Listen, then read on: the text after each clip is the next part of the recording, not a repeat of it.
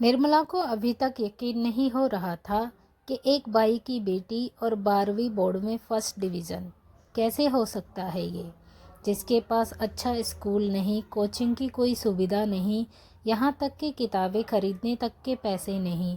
वह फर्स्ट आना तो दूर, पास भी कैसे हो सकती है, वह भी सीबीएसई बोर्ड के एग्ज़ाम में। बात कुछ हजम नहीं हो रही थी। कहीं लता बाई झूठ तो नहीं बोल रही थी अपनी अकड़ को बनाए रखने के लिए। बहरहाल अब यह बात माजी को नहीं बताएगी, बेकार को उनकी बड़बड़ाहट चालू हो जाएगी।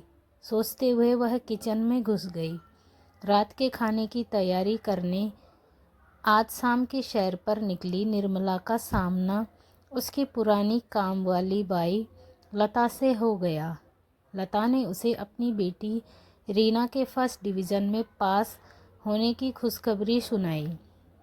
निर्मला के मन में हैरानी के बादल अभी भी उमड़ गुमड़ रहे थे। उसके दिमाग में चलचित्र की तरह 2 साल पहले का वह दृश्य तैरने लगा। दीदी, मैं 4 दिन की छुट्टी पर जा रही हूँ, आप थोड़ा देख लेना, लता ने बड़ी ही विनम्रता से कहा था। तुझे भी अभी ही छुट्टी चाहिए? देखती नहीं घर में मेहमान हैं, मुझे कितनी परेशानी होगी, निर्मला ने उसे धीमे स्वर में डांटते हुए कहा। निर्मला के घर उसके सास ससुर और दूसरे कई रिश्तेदार आए हुए थे। आपको तो मालूम है मैं कभी छुट्टी नहीं करती, अगर ज़रूरी ना होता। मेरा इकलौता भाई था, वह नहीं जाऊंगी तो मेरा मन मुझे धिक्कारेगा, लता ने बेबसी से कहा।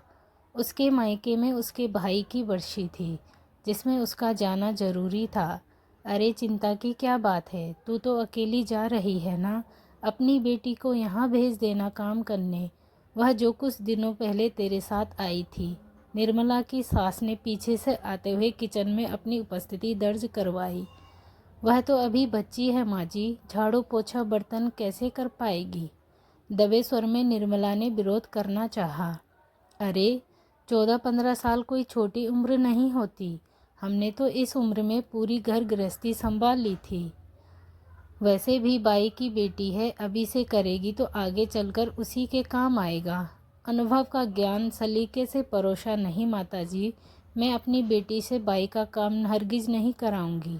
मेरी एक ही बेटी है, पढ़ने लिखने में बड़ी होशियार, उसे मैं खूब पढ़ाना चाहती हूँ ताकि वह अपने पैरों पर खड़ी हो सके। मैं तो उससे अपने घर का काम भी नहीं कराती, लता ने धीमी किंतु दृढ़ आवाज़ में कहा। कैसी बातें करती है लता, पाँव की जूती कभी सिर पर पहनी जाती है? सदियों से जो काम तुम्हारे हिस्से आया है वही करो। कौवा अगर हंस की चाल चलने की कोशिश करे तो अपनी चाल भी भूल जाएगा।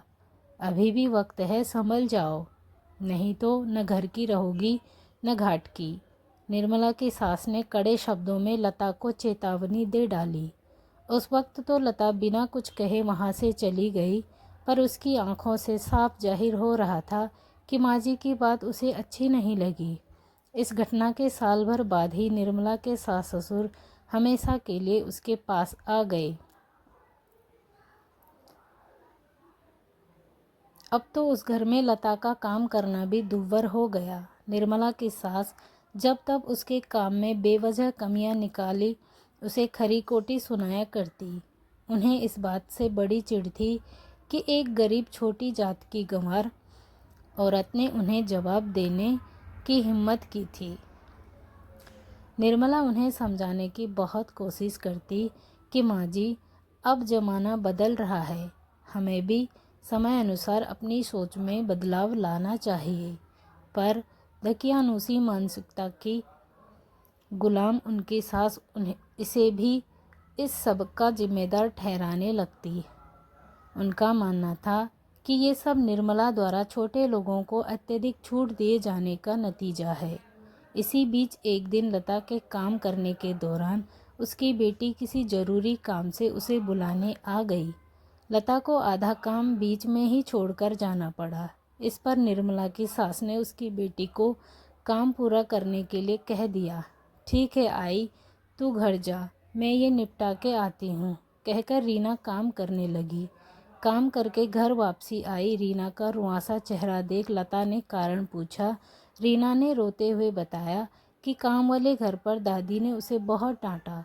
कहने लगी कि तेरे कारण तेरी माँ को कितनी परेशानी उठानी पड़ती है। एक तो तेरा बाप उसे छोड़कर चला गया और ऊपर से तेरी पढ़ाई लिखाई, महंगी महंगी किताबें, कॉफ़ी। क्या तेरा फ़र्ज नहीं है कि अपनी माँ को सहारा दे? कैसी बेटी है तू, अपने फ़ायदे के लिए अपनी माँ का बोझ बढ़ा रही है। बेटी के मुंह से इतना सुनते ही लता का खून खोलने लगा। बेटी का हाथ पकड़कर वह निर्मला के घर आई। निर्मला का सास के पीक थूकने के लिए बाहर आई ही थी कि मेन गेट पर लता और उसकी बेटी दिखाई दी। निर्मला की सास ने एक प्रश्नवाचक निगाह दोनों पर डाली। लता ने अपने दोनों हाथ उसके सामने जोड़ते हुए कहा, आपका बहुत बहुत धन्यवाद माताजी। आपको मेरी इतनी चिंता है, लेकिन आपसे हाथ जोड़ती हूँ, आप मेरी चिंता भगवान पर छोड़ दें। मेरी बेटी की पढ़ाई लिखाई मेरी जिम्मेदारी है, जिसे मैं बखूबी निभाऊंगी। मुझे रात दिन एक करना क्यों न पड़े। आपको मेरी बेटी की चिंता करने की ज़रूरत नहीं है। अतः जब तक आवाज़ सुनकर निर्मला भी बाहर बरामदे में आ खड़ी हुई। उसे कुछ मालूम नहीं था। लता ने उसे सारी सच्चाई बताते हुए कहा, माफ़ करना दीदी, मैं आपकी बहुत इज्जत करती हूँ, लेकिन आज के बाद इस घर में मैं काम न कर सकूँगी। आप कोई दूसरी बाई ढूंढ लेना। दो टूक कहकर लता अपनी बेटी को लेकर चली गई। निर्मला अवाक खड़ी उसे जाते देखती रही। निर्मला की सास ने पान के पीक थूकते हुए बुरा सा मुँह बनाया और बोली, भलाई का तो जमाना ही नहीं रहा। तब से अब तक करीब 2 साल हो चुके हैं।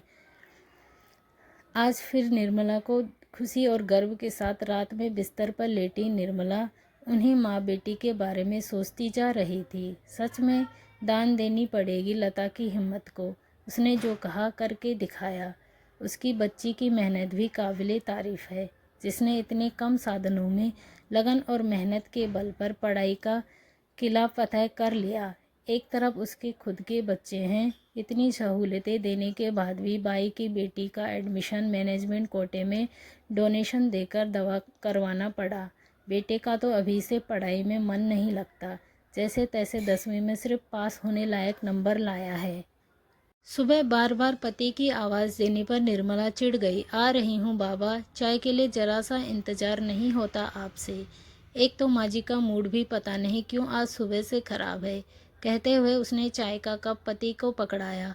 अरे भाई, कमाल हो गया, तुम्हारी काम वाली बाई की बेटी 12वीं की परीक्षा में पूरे ज़िले में तीसरे नंबर पर आई है।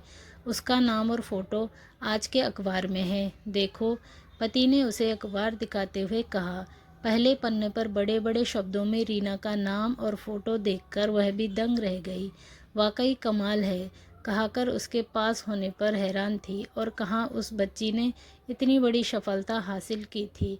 अब अचानक उसे सुबह सुबह सास के चिढ़ने का कारण भी समझ में आ गया।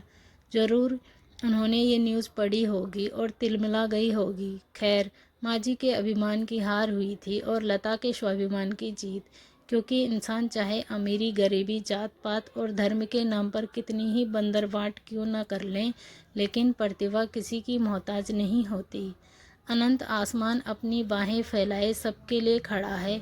जो पंख पसारकर उड़ने की हिम्मत करेगा, आसमान पर लिखी जीत उसी की होगी।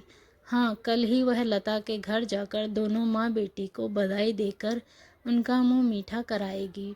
सोचते ही उसके होंठों पर मुस्कान तैर गई। इस तरह से एक बाई की बेटी ने अपने सपने को सच करने की जिद से अपने सपनों की उड़ान भरी। दोस्तों, आई होप कि आपको स्टोरी बहुत पसंद आई होगी। इस चैनल को ज़रूर सब्सक्राइब करें और स्टोरी के अपने दोस्तों के साथ ज़रूर शेयर करें। मिलते हैं अगली स्टोरी में, तब तक के लिए बाय बाय।